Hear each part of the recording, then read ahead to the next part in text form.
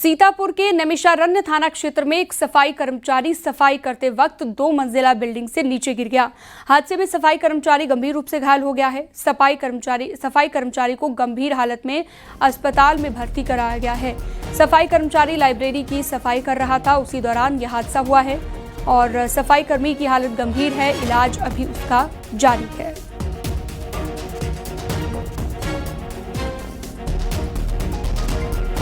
Sandeep Mishra phone line पर जुड़ गए हैं ज्यादा जानकारी के साथ। संदीप, कैसे यह हादसा हुआ और अभी क्या लेटेस्ट अपडेट हादसे को लेकर?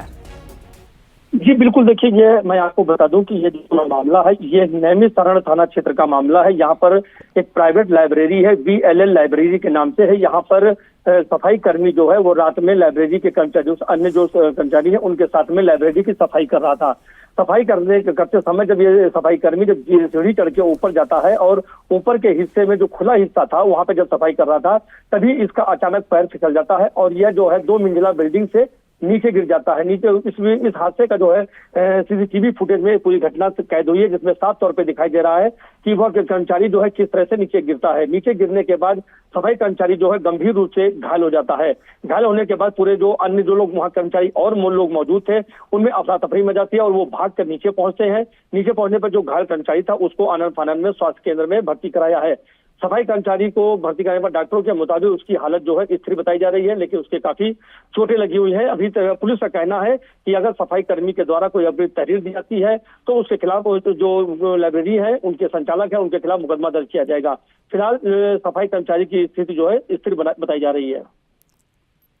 ठीक है, बहुत शुक्रिया विस्तार से जानकारी देने के लिए आपका संदीप।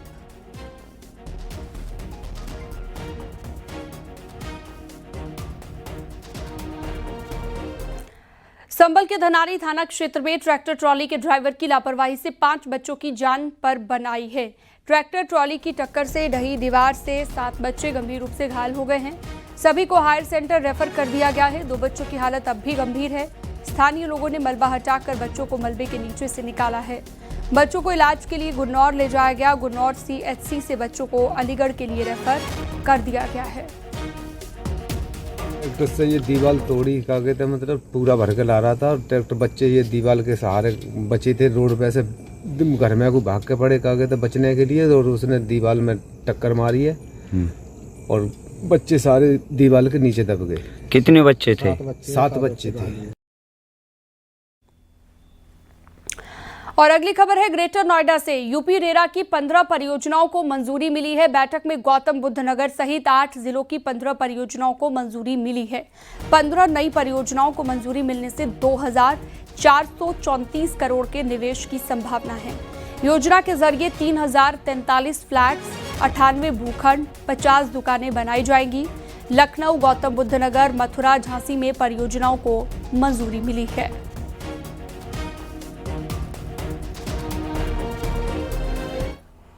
बिजनौर के किरतपुर विकासखंड के आलमपुर गंगा उर्फ गंगावाला गांव का ये मामला है, जहां पर एक प्रधानी के उम्मीदवार ने गांव के मंदिर से ऐसा ऐलान करवा दिया जो कि पूरे इलाके में चर्चा का विषय बन गया है।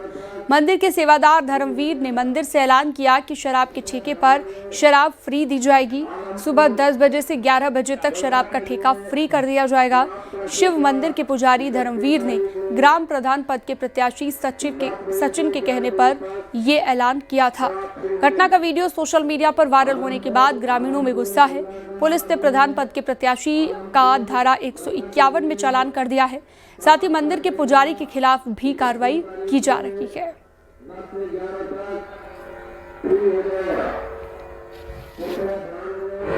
गंगा के लिए शराब का ठेका 31 तारीख को 10 बजे से 11 बजे तक शराब फ्री मिलेगी। आलमपुर गंगा के लिए शराब का ठेका 31 तारीख को 10 बजे से 11 बजे तक शराब फ्री मिलेगी। 31 अक्टूबर 2025 को सुबह 10 से 11 बजे के बीच शराब की दुकान से फ्री में शराब के वितरण की सूचना दी जा रही होती है। उक्त वीडियो का संज्ञान लेकर के जांच की गई तो पाया गया कि उस मंदिर के पुजारी धर्मवीर सिंह के द्वारा यह अनाउंसमेंट किया गया था और गहन जांच की गई तो पता चला कि धर्मवीर सिंह के द्वारा यह अनाउंसमेंट गांव के सचिन पुत्र भूरे के कहने पर किया गया। यह भी अवगत कराना है कि सचिन पुत्र भूरे जो वर्तमान में ग्राम प्रधान पद के प्रत्याशी के तौर पर तैयारी कर रहा है, उसके द्वारा अनाउंसमेंट कराया गया था, जिसका उद्देश्य ऐसा प्रतीत होता है कि मतदाताओं को लालच देना है। इस बात को लेकर के आसपास के लोगों में, गांव के लोगों में बड़ी नाराजगी है। कानून व्यवस्था के दृष्टिगत रखते हुए सचिन पुत्र भूरे का 151 में चालान किया जा रहा है और मंदिर के जो पुजारी धर्मवीर हैं उनके खिलाफ आवश्यक विधिक कार्रवाई सुनिश्चित की जाएगी। और बड़ी खबर ग्रेटर नोएडा से, दो पक्षों में चले हैं लाठी डंडे। हिस्ट्री शीटर पर बुजुर्ग और अन्य को बेरहमी से पीटने का आरोप लगा है। हाथ और पैर की हड्डी टूटी। मामला सीसीटीवी में कैद हो गया है। जुआ खेलने के दौरान का बताया जा रहा है विवाद। दोनों पक्ष ने थाने में तहरीर दर्ज करा दी है। सूरजपुर थाना क्षेत्र के बिरौंडी गांव का ये मामला बताया गया।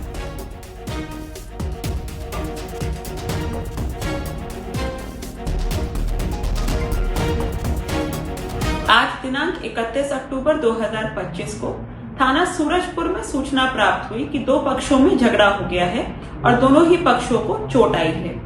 दोनों पक्षों से तहरीर प्राप्त कर अभियोग पंजीकृत किया गया है। आवश्यक विधिक कार्यवाही की जा रही है। दोनों पक्ष पूर्व से एक दूसरे के परिचित हैं।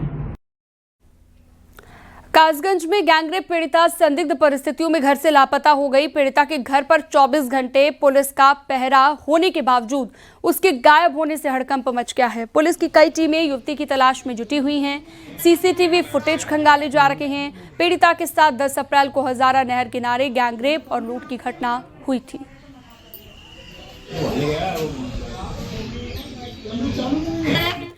बहराइच के कौडियाला नदी में नाव पलटने की वजह से 8 लोग अभी भी लापता हैं। लापता लोगों की तलाश में आज फिर से सर्च ऑपरेशन चलेगा।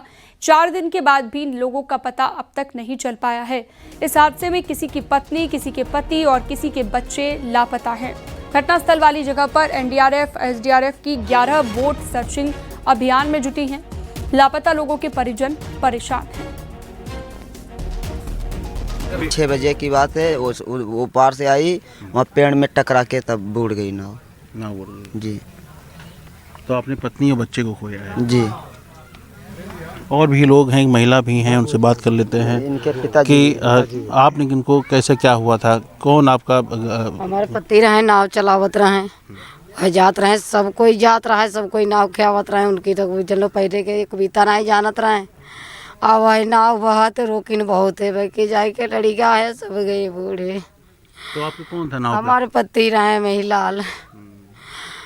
हमारे सब छोटे छोटे बच्चे हैं। हम कहा कहीं करे निकाह कवई बे, कहा कहीं करे निकाह जिये बे। जनपद बहराइच के भरथापुर इलाके में हुई नाव दुर्घटना का तीसरा दिन है और 3 दिन से लगातार रेस्क्यू अभियान चलाया जा रहा है। मेरे पीछे देख सकते हैं, ये कौडियाला नदी है और इसी नदी में नाव दुर्घटना हुई थी, जिसमें अभी भी 8 लोग लापता हैं। उस घटना के बाद रेस्क्यू टीम अभियान शुरू हुआ है। एनडीआरएफ, एसडीआरएफ, पीएससी और एसएसबी की जो 11 बोट हो लगातार सर्च अभियान चला रही हैं। अखिलेश कुमार, न्यूज़ 18 बहराइच। बहराइच में कतरनिया घाट के भरथापुर में 29 अक्टूबर को नाव हादसा हुआ था। बचाव टीम घटनास्थल पर पहुंचना चाहती थी, लेकिन हाथियों की वजह से टीम को पहुंचने में थोड़ी सी देरी हुई। जंगली हाथियों का एक बड़ा झुंड सड़कों पर आ गया। जंगली हाथियों ने कुछ ही घंटों के लिए सहायता टीम का रास्ता रोक के रखा। फिर किसी तरह से हाथी रास्ते से हट गए और टीम आगे बढ़ी और इसके बाद फिर से हाथियों का एक झुंड आ गया। टीम गाड़ी का हॉर्न बजाते हुए किसी तरीके से आगे बढ़ी, जिसकी वजह से टीम देर रात तक मौके पर पहुंच पाई। भरथापुर जाने का रास्ता दुर्गम है। 50 किलोमीटर घने जंगलों से जाना पड़ता है और फिर नदी पार करनी पड़ती है। इसके बाद आप भरथापुर गांव पहुंच पाएंगे।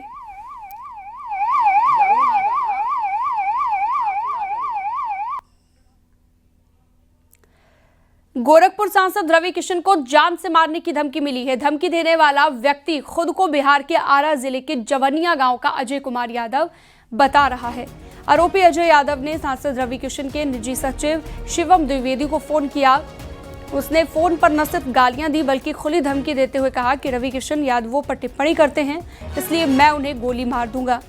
घटना के बाद सांसद के निजी सचिव शिवम द्विवेदी और पवन दुबे ने गोरखपुर के वरिष्ठ पुलिस अधीक्षक से मुलाकात की। आरोपी के खिलाफ ज्ञापन दिया गया।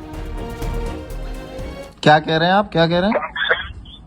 मैं कह रहा हूँ अभी रवि किसनवा कह रहा था कि खेसारी लाल राम को बोले कि राम की मंदिर क्यों बन गई। मैं कह रहा हूँ राम की मंदिर गलत बनी, वहाँ कॉलेज होना था, हॉस्पिटल होना चाहिए। हाँ, रिकॉर्ड कर लीजिए, उसके बाद रवि नहीं आ रही, आप कौन बोल रहे हैं? तुम्हारा बाप बोल रहा हूँ, समझा दो, नहीं वहीं आके मारूंगा मैं। अरे क्या हो गया भाई साहब, क्यों गाली दे रहे हैं फोन पे? वो समाज को कह रहा है कि यादव समाज के सब उनके कार्यालय, मेरी बात सुनो शिवम जी, आप उसके कार्यालय से बोल रहे हो, हाँ या ना बोलो?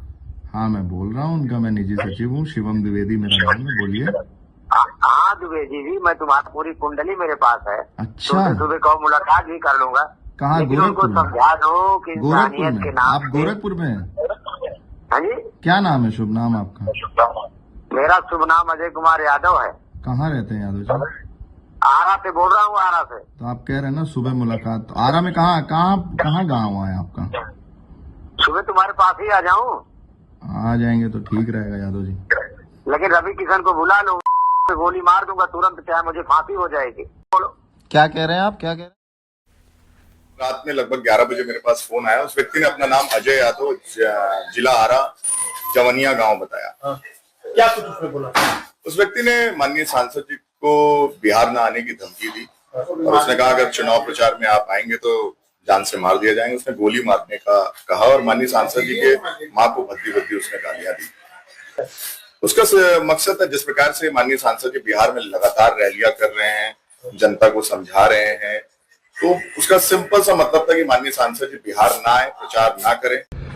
आज थाना रामगढ़ ताल पे माननीय सांसद गोरखपुर श्री रवि किशन जी को बिहार इलेक्शन के प्रचार के दौरान उनके भाषणों के संबंध में एक अज्ञात व्यक्ति द्वारा उनके पीए को फोन करके माननीय सांसद जी को धमकी देने का प्रकरण संज्ञान में आया है।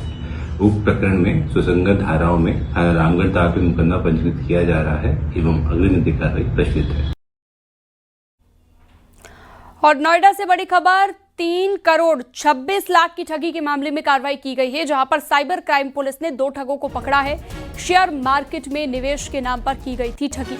दोनों आरोपियों को इंदौर से गिरफ्तार कर लिया गया है। अब तक कुल मामले में 12 आरोपियों की गिरफ्तारी हो चुकी है। पुलिस अन्य आरोपियों की जानकारी जुटाने में लगी हुई है। सलाखों के पीछे पहुंच गए हैं 2 साइबर ठग।